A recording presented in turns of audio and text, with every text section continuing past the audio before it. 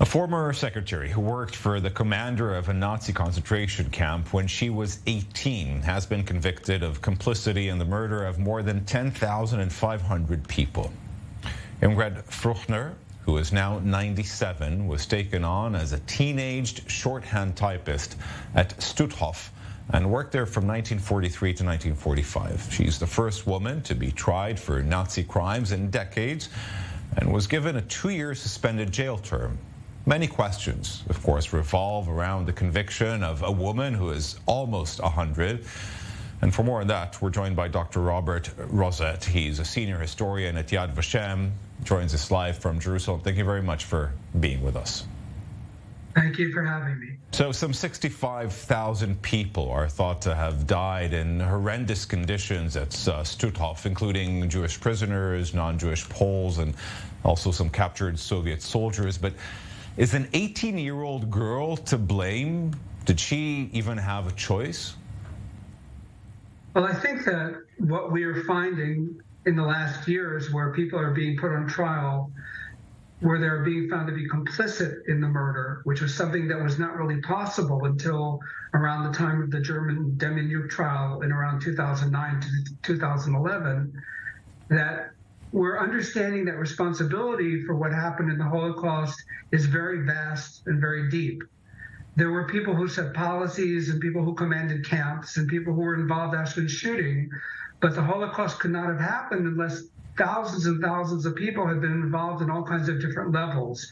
And in that sense, they have a responsibility, and finding somebody complicit or finding them in some way having been an accessory to the murder, that still is very relevant. You know, it's going to be a delicate question, but I'm putting it on the table before I ask. But, you know, I was thinking about her being 18 or 19 at the time. This is exactly the age that Israelis here go to the army, for example. I wonder if somebody who's employed as a typist in the Kiryat, for example, in the headquarters of the IDF in Tel Aviv or somewhere else, will one day be tried for some sort of crimes that have happened during a war with one of our neighbors or with the Palestinians. I understand she's complicit, perhaps, but I just wonder, what this means for all of us. Do we look at 18 and 19-year-olds as responsible for that great disaster? First of all, I'd like to say that the situation that you're describing, there are two very, very different situations and very different things that are going on. You can't compare the Holocaust, I don't think, to anything that may or may not have happened here or may someday happen here. I doubt it would be anything like that. But still, there's an element that people have responsibility and agency. She wasn't drafted into this position. She volunteered to be a secretary, and she was on site, a site where things were actually happening. She wasn't sitting in some office very far away. I assume that there's responsibility all around, but that also then has to play out in the kinds of sentencing and things that go on. But it's a tricky question to start trying to make a parallel between her situation and anything that might be going on here. Okay. She was saying during the trial, I regret that I was in Stutthof at the time. That's all I can say. Relatives of the victims said that a 2-year sentence is a disgrace, considering how many people died. So does it mock the dead in some way that the sentence is so short? It's not like she's going to serve it. So because she's 97, they could have given a more significant sentence, perhaps. Well, again, I'm not a jurist, and it's hard for me to explain why that sentence is given as opposed to another. She is 97 years old. The mere fact of finding her guilty and responsible is what's much more important in the end than the sentence. Justice can't be served in this case, or really in any other case anymore that we're talking about. Holocaust people having some hand in the perpetration of the Holocaust. Justice really has never been served in a meaningful way.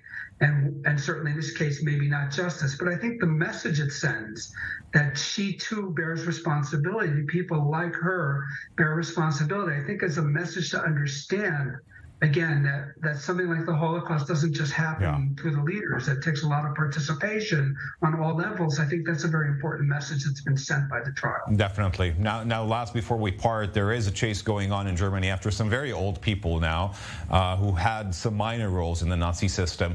But does that make sense, or should efforts be geared towards prosecuting neo-Nazis who are lifting their heads across Germany and Europe? Well, of course, there's a lot of problems today with extreme right, with neo-Nazis, with anti-Semitism, with all kinds of hatred and hate speech going on in Germany and other places throughout the world. The prosecution has to do with the laws and when they're inciting to violence and such things. Under the law, if they've done something that merits prosecution, of course. I'm not sure that, again, it depends what country you're in exactly, and I'm not 100% sure what goes on in Germany as far as neo-Nazis, if they're fully outlawed or not. But still, it has to do with the laws, and have they broken a specific law, then obviously they need to be prosecuted. The issue is much more an issue of education, if you ask me, and understanding better what the Nazis did and why neo-Nazis should be taboo to us, not necessarily by law, but because of what they did on a moral level and a philosophical level, and why people should not be giving their support to such ideas. Dr. Robert Rozett, I couldn't agree more. Thank you very much for being with us today. Thank you very much.